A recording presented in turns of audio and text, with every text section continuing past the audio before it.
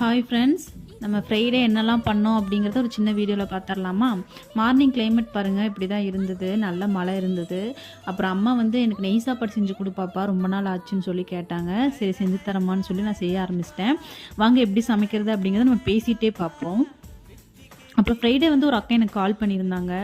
Already வால்பாறையில் 25 வருஷத்துக்கு முன்னாடி இருந்து திருப்பூரில் போய் செட்டில் ஆகிட்டாங்களாம்மா அப்படின்னு சொல்லி பேசினாங்க. எனக்கு டீ பவுடர் கேட்டாங்க. அந்த அக்காவுக்கு 1/2 கேஜி அனுப்பிச்சி விட்ருக்கேன். நான் பல்க் ஆர்டர் கொடுக்குறேன்னு சொல்லியிருந்தாங்க. ரொம்ப சந்தோஷங்க்கா.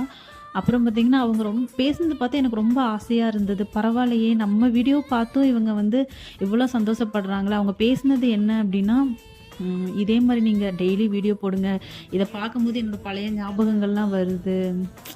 ரொம்ப கஷ்டமாகவும் இருக்குது, அதே மாதிரி ரொம்ப சந்தோஷமாகவும் இருக்குது. இதெல்லாம் போனாலும் கிடைக்காது. நீங்கள் வீடியோ போடுறதுனால நம்ம மக்களுக்கு கவர்மெண்ட்னால ஏதாவது பண்ண முடிஞ்சால் இந்த உங்கள் வீடியோ மூலிமா அதை ரெடி பண்ணி கொடுங்க இல்லாதது அப்படின்னு சொல்லி சொன்னாங்க.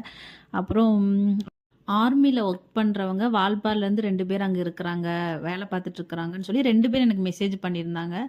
உங்கள் வீடியோ டெய்லியும் போடுங்க, நாங்கள் பார்க்குறோம். எங்களுக்கு உங்கள் வீடியோ பார்க்கும்போது கஷ்டம்லாம் எங்களுக்கு தெரியல. ஏன்னா அங்கே தான் நாங்கள் வாழ்ந்தோம் வளர்ந்தோம் அப்படின்னு சொல்லும்போது எனக்கே ரொம்ப ஆச்சரியமாக இருந்தது. பரவாயில்லையே, ஏன்னா எங்கள் எஸ்டேட்டில் கேலியும் கிண்டலும் பண்ணிகிட்ருக்குறாங்க. இப்போ நான் எங்கேயாவது வீடியோ எடுக்க போனோம்னா என் காதுபடியே கேலி பண்ணுறாங்க.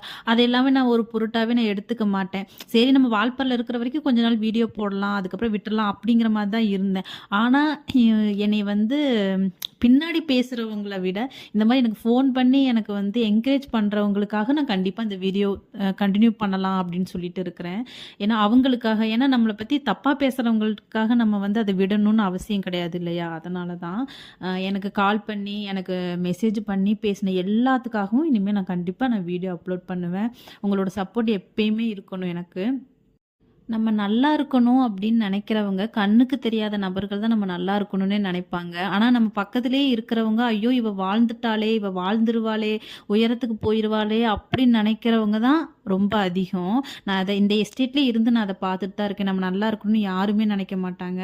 ஆனா எனக்கு இந்த கண்ணுக்கு தெரியாதவங்கலாம் எனக்கு பேசி என்னை என்கரேஜ் பண்ணும்போது ரொம்ப சந்தோஷமா இருக்கு. அவங்களுக்காக நான் வீடியோ போடுறேன். ஓகேங்களா?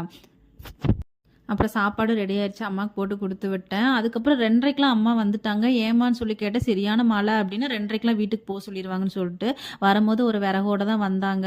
அதை பார்க்கும்போது ரொம்ப கஷ்டமாக இருந்தது. ஆனால் எங்கள் அம்மா எங்களை பார்த்துட்டு ஜாலியாக இருக்கிறாங்க. அவங்கள பார்த்து நான் கஷ்டப்பட்டுட்டு இருந்தேன். ஏன்னா விறகு வீட்டில் முடிஞ்சிருச்சு. விறகு இருந்தால் தான் கொஞ்சம் வீட்டில் தீ போட்டால் தான் கொஞ்சம் நல்லாயிருக்கும். அதனால தான். அதுக்கப்புறம் அம்மா வந்துட்டாங்கன்னு சொல்லிட்டு 2 நாளைக்கு முன்னாடியே மாவு ஆட்டி வச்சிட்டேன். ஏன்னு கேட்டிங்கன்னா புளிக்காது. இந்த கிளைமேட்டுக்கு மாவு சீக்கிரம் புளிக்காது. அதனால தான். அப்புறம் மாவாட்டி வச்சுட்டு அப்புறம் அத்தை